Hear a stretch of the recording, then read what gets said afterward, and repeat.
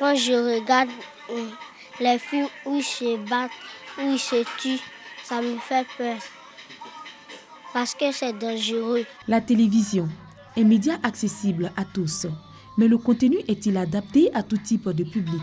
Il y a d'autres films là, quand nous on dort là, c'est ça qu'on met pour les regarder.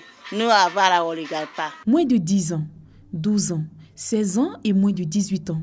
Des signaux qui permettent donc aux parents de protéger leurs enfants des contenus audiovisuels violents et à caractère pornographique. Depuis 2014, la ACA, Haute Autorité de la Communication Audiovisuelle, a pris des mesures afin de protéger les enfants. La télévision n'est pas neutre. Quand elle est bien faite, elle peut être une auxiliaire d'éducation et de culture.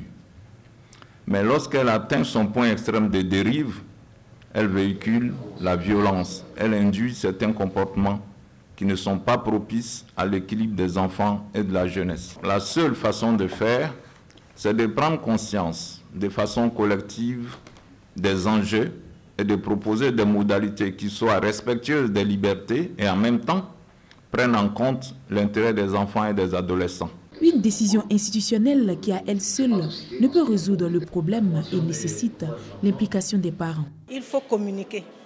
Ce n'est pas quand vous avez pu convaincre quelqu'un, vous n'aurez pas besoin de faire le gendarme.